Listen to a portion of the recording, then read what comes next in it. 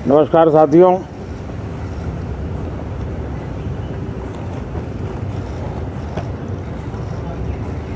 ठंड शायद विलंब से चल रही है और बहुत धीमी गति से ठंड आ रही है, लेकिन राजनीतिक गर्मी बड़ी तेजी से बढ़ रही है।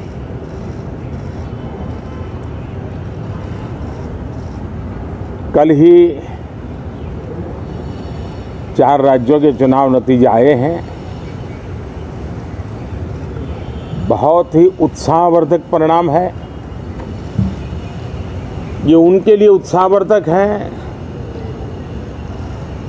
जो देश के सामान्य मानवी के कल्याण के लिए कमिटेड है, जो देश के उज्जवल भविष्य के लिए समर्पित है, विशेषकर सभी समाजों की, सभी समूहों की, शहर और गांव की महिलाएं, सभी समाज के, सभी समूह के, गांव और शहर के युवा, हर समुदाय के, समाज के किसान और मेरे देश के गरीब, ये 4 ऐसी महत्वपूर्ण जातियां हैं जिनका एम्पावरमेंट उनके भविष्य को सुनिश्चित करने वाली ठोस योजनाएं और लास्ट माइल डिलीवरी,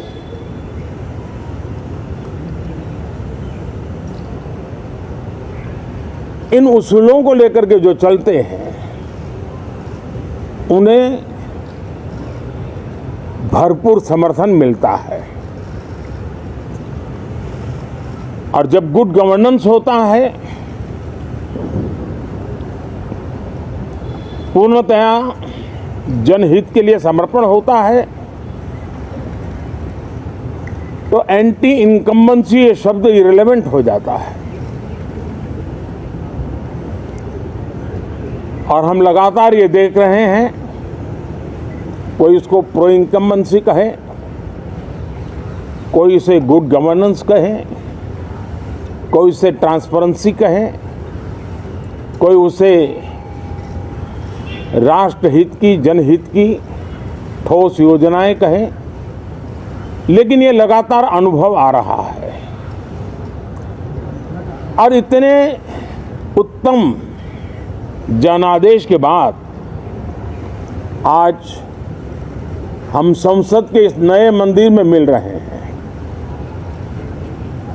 इस संसद भवन के नए परिसर का उद्घाटन हुआ, तब तो एक छोटा सा सत्र था, ऐतिहासिक निर्णय हुआ था, लेकिन इस बार लंबे समय तक इस सदन में कार्य करने का अवसर मिलेगा।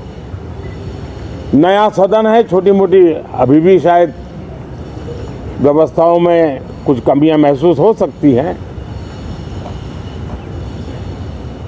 जब लगातार काम चलेगा, सांसदों और विजिटर्स को भी, मीडिया के लोगों को भी ध्यान में आएगा कि इसको जरा अगर ठीक कर लिया जाए तो अच्छा होगा। और मुझे विश्वास है कि आदरणीय उपराष्ट्रपति जी और आदरणीय स्पीकर महोदय के नेतृत्व में उन चीज़ों की तरफ पूरी तरह निगरानी है। और आपसे भी मैं कहूँगा, कोई चीज़ ऐसी छोटी मोटी आपके ध्यान में आए तो ज़रूर आप ध्यान आकर्षित करना, क्योंकि ये चीज़ें जब बनती हैं तो आवश्यकता के अनुसार बदलाव की भी ज़रूरत होती है। देश ने नकारात्मकता को नकारा है। मैं लगातार सत्र के प्रारंभ में विपक्ष के साथियों के साथ हमारा विचार विमर्श होता है, हमारी मेन टीम उनसे चर्चा करती है। मिलकर के भी सबके सहयोग के लिए हम हमेशा प्रार्थना करते हैं, आग्रह करते हैं। इस बार भी इस प्रकार की सारी प्रक्रियाएं कर ली गई हैं और आपके माध्यम से भी मैं सार्वजनिक रूप से हमेशा हमारे सभी सांसदों से आग्रह करता हूं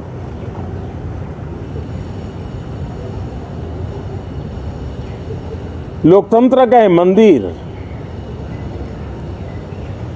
जन आकांक्षाओं के लिए विकसित भारत की नींव को अधिक मजबूत बनाने के लिए बहुत महत्वपूर्ण मंच है। मैं सभी माननीय सांसदों से आग्रह कर रहा हूं कि वो ज्यादा से ज्यादा तैयारी करके आएं, सदन में जो भी बिल रखे जाए उस पर गहन चर्चा हो, उत्तम से उत्तम सुझाव आए और उन सुझावों के द्वारा, क्योंकि जब एक सांसद सुझाव देता है तो जमीनी अनुभव का उसमें बहुत ही उत्तम तत्व होता है, लेकिन अगर चर्चा ही नहीं होती है तो देश उससे मिस करता है उन चीजों को। और इसलिए मैं फिर से आग्रह करता हूं, और अगर मैं वर्तमान चुनाव नतीजों के आधार पर कहूं तो जो विपक्ष में बैठे हुए साथी हैं, ये उनके लिए गोल्डन अपॉर्चुनिटी है। इस सत्र में पराजय का गुस्सा निकालने की योजना बनाने के बजाय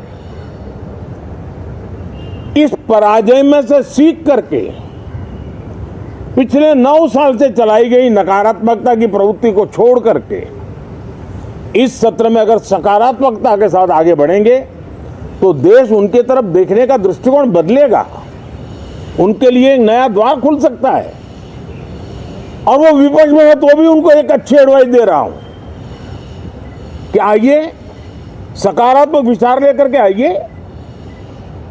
अगर हम 10 कदम चलते तो आप 12 कदम करके फैसला लेकर के आइए। हर किसी का भविष्य उज्जवल है, निराश होने की जरूरत नहीं है, लेकिन कृपा करके बाहर के पराजय का गुस्सा सदन में मत उतारना।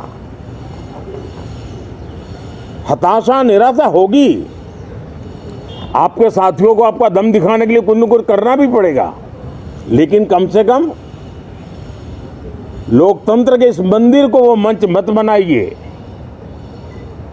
और अभी भी मैं कहता हूं, मैं मेरे लंबे अनुभव के आधार पर कहता हूं कि थोड़ा सा अपना रुख बदलिए, विरोध के लिए विरोध का तरीका छोड़िए, देश हित में सकारात्मक चीजों का साथ दीजिए, अच्छी उसमें जो कमियां हो उसकी डिबेट कीजिए।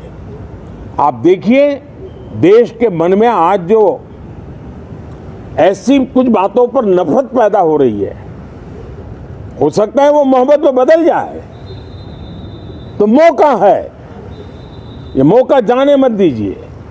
और इसलिए हर बार मैं करबद्ध प्रार्थना करता रहा हूं कि सदन में सहयोग दीजिए। आज मैं राजनीतिक दृष्टिकोण से भी कहना चाहता हूं कि आपका भी भला इसमें है कि आप देश को सकारात्मकता का संदेश दें, आपकी छवि नफरत की और नकारात्मकता की बने, वो लोकतंत्र के लिए अच्छा नहीं है। लोकतंत्र में विपक्ष भी इतना ही महत्वपूर्ण है, उतना ही मूल्यवान है और उतना ही सामर्थ्यवान भी होना चाहिए। और लोकतंत्र की भलाई के लिए मैं फिर से एक बार अपनी ये भावना को प्रकट करता हूं। 2047 अब देश विकसित होने के लक्ष्य में लंबा इंतजार करना नहीं चाहता। समाज के हर वर्ग में यह भाव पैदा हुआ है कि बस आगे बढ़ना है। इस भावना को हमारे सभी माननीय सांसद आदर करते हुए सदन को उस मजबूती से आगे बढ़ाएं, यही मेरी उनसे प्रार्थना है। आप सबको भी साथियों मेरी बहुत बहुत शुभकामनाएं हैं। बहुत बहुत धन्यवाद।